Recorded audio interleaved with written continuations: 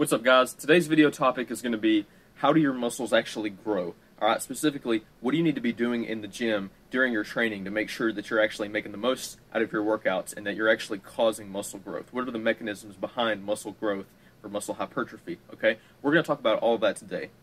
Real quick, guys, before we get into the video, if you're interested in online fitness coaching from a certified personal trainer that includes custom workout programs designed to meet your goals and your needs, as well as nutrition guidance, video calls, form checks for all your exercises, and weekly communication to make sure that you're on track and you're doing everything right, head over to athleticbodysystems.com to pick out your own online training package.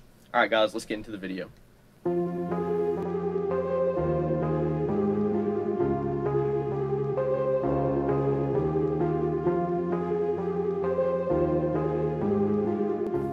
I've got three things that I want to talk about in today's video, okay? Three factors that I think are going to be really important for you guys to make sure that you're doing everything right and that you're actually causing your muscles to grow in your training, okay?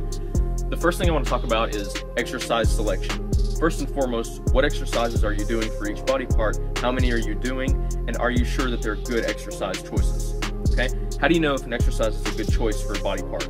The majority of your training needs to be centered around compound movements. The thing about compound movements is they fit with these two characteristics, okay? Number one, they're easy to load, meaning that it's very easy to progress on compound movements. You can make progress much faster, okay? And as a natural lifter, you need to make sure that you're getting stronger over time. You need to focus on progressing, okay? Compound movements allow you to do that much quicker than isolation exercises. Second characteristic is that you're able to move a lot of resistance through a long range of motion, okay? This means that you don't want to be doing cheat reps or partial reps or anything like that for hypertrophy training, because you want to be able to push that weight through a full range of motion. Basically, you get the full stretch and the full contraction whenever you're training. Most of your classic barbell lifts are going to fit into this category, as well as dumbbell and machine variations of the same movement pattern, okay?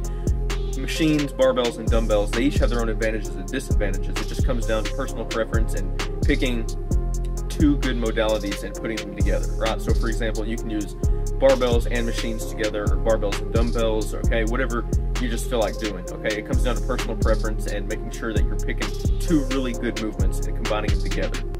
Next up, we got to talk about mechanical tension, okay? Mechanical tension refers to how hard your muscles have to contract against external forces in order to be able to complete one rep of an exercise. This is talking about your effort, okay? What effort you put into the set.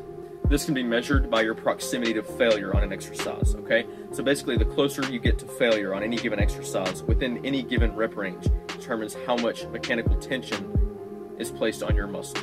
So what is failure? What does training to failure look like? I could probably make an entire video about that topic. In fact, I probably will. But basically, failure is when you get to the point where you get that very last really hard rep of an exercise and you know that if you try to go for the next one, you're not going to be able to complete it, and you get it anyway. When you actually fail the rep, that is failure, okay? Most people, when they train to failure, they don't actually go to failure. They just get that very last really hard rep, okay? Science, anecdote, and common sense should tell you that the closer you get to failure, the more muscle growth you're going to be able to elicit from that set, okay? Lastly, we have to talk about progressive overload, okay? Progressive overload is an increase in performance over time, okay? So for example, if you go to the gym and you're bench pressing 95 pounds for 8 reps, and then you come in the next time you bench press next week, or maybe later that week you're having another bench day, you come in and you hit 95 pounds for 10 reps, okay? Assuming that all other performance metrics are the same, so meaning that your effort, your proximity to failure remains the same, and your form is exactly the same as it was previously when you only had 8 reps, and now you've got 10 reps, that is progressive overload. You get 95 pounds on the bench for 8 reps. You come in next week, so for your first set, you do 100 pounds for like 6 or 7 reps, and then you drop back down to 95. Over time, you work up to 105. Basically, what I'm getting at is that it's an increase in your performance. You'll see an increase in the weights that you're using and the reps that you're doing. Progressive overload is the primary performance metric that we use in the gym, right? So we can actually see our progress and we can track it so we know where we started and how things are going now, okay?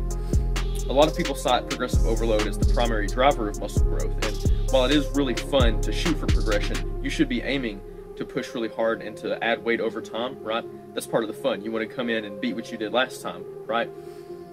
But you also have to integrate the other things we talked about. You have to have good exercises, and you have to make sure you're training hard enough so that you can actually see those increases in performance.